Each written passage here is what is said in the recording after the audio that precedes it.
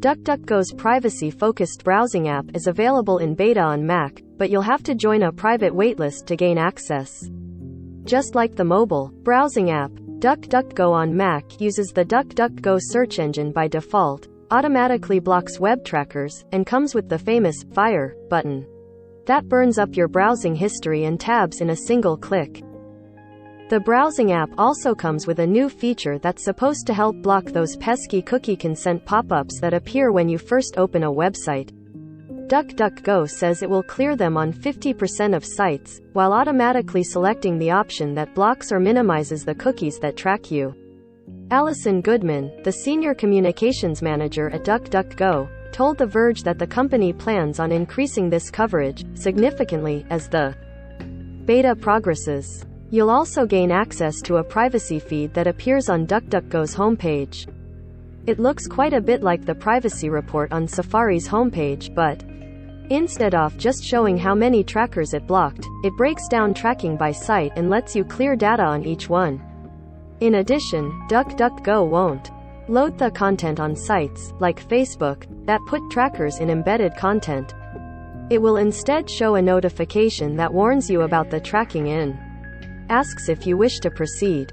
Some other perks include a built-in password manager that DuckDuckGo says it's working on bringing to the mobile app, the ability to import passwords, history, and bookmarks from other browsers, as well as its smarter encryption tool that directs you to sites that use encrypted HTTPS connections more often. DuckDuckGo also says it stores your bookmarks, history, and passwords locally, and the company can't access this information. As we noted in our first post about DuckDuckGo's new browser, DuckDuckGo for Mac doesn't fork an existing browser like Chrome. It's built off of the rendering engine used by Safari, also known as WebKit. Because of this, DuckDuckGo claims its browser is faster than Chrome on some graphics performance measured using the Motion Mark 1.2 benchmark, and it says it uses 60% less data than Chrome, which we all know is a RAM hog.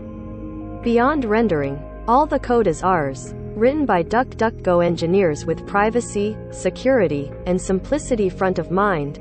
B. Berger Lenehan, DuckDuckGo's Senior Director of Product, says in the post, "This means we don't have the cruft and clutter that has accumulated in browsers over the years, both in code and design, giving you a modern look and feel in a faster speed."